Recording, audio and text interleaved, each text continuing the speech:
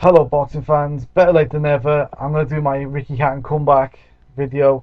A lot of people have done the videos on this. A lot of people have been really negative. I understand that, but I don't think anyone's touching on the real important points on why this is happening. There are more than one point in this video. The first point is, why is he making a comeback? One, he's got this promotional company that doesn't have a TV record. Look at the fighters on the books, yeah? We got Rendell Monroe, Scott Quigg, Million Dollar Crawler, Matty Hatton, Martin Murray, Richard Towers, Gary Buckland, Matty Askin. All of these guys are big domestic names. Some of these guys, yeah, are on their way to becoming fringe contenders. A lot of you are thinking right now, especially some of the American audience, thinking, fringe contenders? What the fuck's fringe contender? Who wants to be a fringe contender? You know something? Not everyone's going to be a world champion, a 7-weight world champion. Sometimes it's best just being second best. Who gives a shit? You know, as long as they're getting paid, they're putting on a show, and they're doing their job well, then I'm 100% behind them. You know, if you're not and you're just a fan of Mayweather or Pacquiao, to be honest, I've got no time for you, pal. Yep. So anyway, he's going to get these guys more TV exposure if he brings 35,000 people to his biggest fight, and that was overseas. No one has ever took 35,000 people overseas before. It was a big night, yeah. Obviously lost the fight, but the point being, he could still draw that many people. There'll still be that many people who are going to watch this fight, and I understand it's already sold out. His comeback at the MEN Arena, sold out. Yeah, 2 days, sold out. What do you think about that? So it's already sold out. There's going to be a load of these guys who I've just mentioned on the undercard. A lot of these people are going to get a lot more fans just because they came to watch Ricky Hatton. Do you see what I'm saying? Now, Sky, obviously, as you do know, did sack Ricky Hatton and his promotional company. They drained him for every million they could when Ricky Hatton was fighting, but once he wasn't fighting anymore, he handed in he actually officially retired. It happens to be that Sky actually sacked him. So they went, no, okay, we're not having your promotion company anymore, and they said that to him by email, right? Now they should be right behind his company actually, because the quote on the website is building British talent. So you'd think they would be right behind it, but they're not. So by making a comeback, Hatton, who draws extraordinary numbers, probably unrivaled by any boxer out there today. You know, Floyd Mayweather gets a lot of, you know, people to watch his fights on pay-per-view, and also going to the thing. Like I said, he doesn't go into the fight in America, but I'll be very interested to see how many people he takes with him if he was to, say, fight in Germany or England, because I don't think more than 1,000 people would come. Not because I don't think Mayweather's that good. I do think Mayweather's very good. I think he's number 1 in the world, and it's just the way life is. You know, Americans don't travel. I saw a statistic on a website that said in Mississippi, 80% of people did not have a passport when the census was done.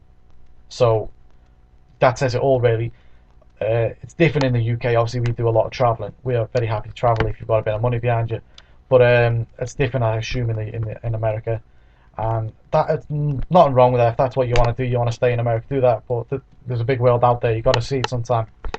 Yeah. So these guys are getting more exposure, especially from the Ricky Hatton fans. So if they can build their things around the Ricky Hatton fans, then it'll be worth it, basically. The second thing is, he obviously doesn't want to end his career on a loss. He does feel like he let down all of his fans against Manny Pacquiao. And I think to an extent that is true, but to another extent it's not true. We don't know how much we should really take from it. You know, people are always saying, you know, Ricky Hatton's overrated. Well, if he's overrated, you know, everyone he's beat is overrated. You know, sooner or later everyone's going to become overrated. It's just an opinion. Everyone's got one to like arseholes. Ricky Hatton is no fool though. He's back in training with someone that he understands, a team that understand him and train to his strengths. That didn't happen in the last fight, in his last one, where he's working with Floyd Sr. And to be honest, that was the problem with that, was around the Ricky Hatton demise. The thing was, and I'm not having a go at Floyd Sr. here, this is just one of those life things. Not everyone you meet will get on with you. Not everyone you meet will work well with you. It's just true. Fact of life. Floyd Sr. and Ricky Hatton had a huge issue together. They could not work together. You know, maybe Hatton would be like on time sometimes, and Floyd could be at like an hour late. So it's just not a good working business that not saying he's overrated at all. I think he's a very good trainer. I just don't think they were right for each other stylistically. You know, Hatton built a style specifically for him through guys that have known him for a very long time when he was on his come up before the Mayweather fight. You know, these guys have been with him for years and they knew what he was good at, they knew what he was bad at, they knew how to bring the best out of him. When he turned with Mayweather, you know, he had 2 fights with them, 1 win, 1 loss. I don't know about you, but that's not a brilliant record, really. It showed that not only did that not work for him, but, you know, that's all I can say, really. I'm going to just say, I'm going to keep it at that. You know, I'm not having a go at this guy. They just had different work ethics and a clash of personalities. This is something that is not happening in the next one, where these guys are having a good time together. Hatton's trainer is now Barry McGuigan and his son. They're working well together and they're getting a lot out of it. Also, people are saying this is all going to end in tears. I understand what the people are saying, but you don't really understand how boxing works in that case. You know, boxing is one of these sports where it's a mirage. You see, a lot of people do a lot of ducking and dodging behind the scenes, and sooner or later you're going to lose. Now, some people, and there's only a very few people who do this, the likes of Lennox Lewis, Mike Tyson. There's a lot of other people. I can bring up Carl Froch. You know, even to an extent, Amir Khan. You know, none of these guys actually shy away from a fight. They're up for the fight, basically. You know, and that's brilliant for, you know, the fans when you're watching these guys, if you like them. But on the flip side, you're just going to be called overrated as soon as possible, because when you take on everyone, sooner or later you're going to come up with a style that you don't like. You're going to come up with a style, you know, just someone who's better than you on the night, or someone who is just too strong. You know, it might not, or you know, it just might not be your day. You know how it is. That's how boxing works. In fact, that's probably how the world works as well. Sooner or later, everyone meets their match at something. You know what I mean? You know, Messi is probably the world's best footballer right now, but sooner or later there might be someone else who really puts him to shame. You can't say it won't happen.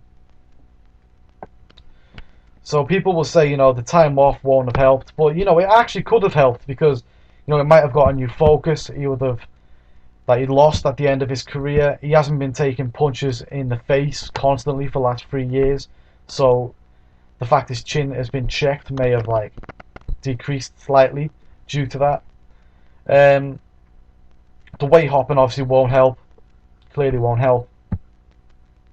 But if they get him down to a weight that's sustainable for him, they've done it over a long period of time, his body performance won't have suffered too much. And you never know, he could shock us. If you look at him, you know, and you look at what he did, and you look at, you know, a prime Ricky Hatton fighting the guys right around now, you know, a lot of the time you gotta say advantage Ricky, man. It's like I said, his chin has been checked, and this is true, but he did get stopped by the 2 best pound for pound guys over the last 10, maybe 20 years. You understand? Mayweather, you know, stopped by Mayweather, but you know, it was a competitive fight. Hatton thinks he would have won that fight with a different referee. I don't agree. I think he would have done better with a different referee, but I don't think he would have won. Just the way it was that night. You know, Cortez, he's a dick, isn't he? Let's be real. But, you know, a different referee, I would like to see it, the fight with a different referee. But not now, because neither of them are at their prime right now. It wouldn't be any point in that. Pacquiao, no point in that fight either. You know, he got knocked out by Pacquiao, but Pacquiao is one of the biggest punchers going right now. And back then too, he was even more. He was brilliant. He was in his like prime, and this was the exact time when people were saying he was on steroids. So people are saying like, oh, Ricky Hatton's overrated. But on the off chance that this could be true, that you know Pacquiao was taking steroids at the time, he got knocked out by a guy who was on all kinds of steroids, just not being caught yet. So it doesn't really matter, because people like De La Hoya have lost to people on steroids. You know, there's a lot of people who've lost to people on steroids and got brutally knocked out. Let me give you another example. In fact, Larry Olubamiru, if you do not know who he is one of these heavyweights who got caught on steroids in the UK. Now, he was one hell of a hitter, and I'm talking Pacquiao style puncher, huge puncher, but even without any technique or anything like that. Now, this guy knocked this other guy out. I think his name was something Ferguson, and basically this Ferguson retired straight after it, because he took one big punch to the temple and he done. He was done for. He had trouble afterwards, I think, and they didn't actually know he was on steroids at the time, this guy. But when we found out, he must have been thinking, Jesus, I knew there was something wrong with that fight. You see what I'm saying? You don't actually know everything that was going on behind the scenes, so we don't actually know how badly that chin is right now. It could be fine. It could be absolutely awful. We don't know. We have to wait and see. Another thing that people are saying is the level of competition will be too much. So let's go through it. Prime Ricky Hatton. I don't think he'll beat Devon Alexander at 147 pounds because he's always been having trouble with southpaws, and Alexander is very fast, very mobile, and Hatton wouldn't like that. Timothy Bradley, I would say advantage Ricky Hatton on that one. Timothy Bradley, I think, is extremely overrated. I don't like what he does. He's never actually beat anyone any good other than Devon Alexander, which sort of makes my argument sound a bit stupid, really. But like in the Pacquiao fight, this was not a third of the Pacquiao that fought Ricky Hatton, was it? Be real, and he won almost every single round, bar two. So, I've got nothing more to say about that. I don't think that. I think it'll be a very competitive fight. At the time, that's what I'm saying. At the time when they were both about, I think 100. What was it? 140 pounds. If they're both at 140 pounds, when at the prime, I would say Ricky beats him. I think he would have just beat Junior Witter for the WBC title in a split decision, I think it was. So I don't think he was brilliant back then. He's obviously got better, but I would say back then Ricky Hatton would win. Right now, I'm on the fence. I don't rate Timothy Bradley. Robert Guerrero, that's a good fight that I'd like to see actually. Guerrero obviously is a lighter guy. He doesn't like getting hit. You can tell. He's got a bit of an Amir Khan thing going on here. People slag him off, and he has to try and prove himself. He said he wouldn't be able to take punches at 147 pounds, so he purposely stood there for a few rounds and took punches from a very limited but big puncher in Selçuk Aydin. So I think Ricky's a lot better than Aydin, and I probably think Ricky would maybe take him out late. Maybe take him out late. I don't think Ricky would be hurt by Guerrero. His punches are very feather-fisted.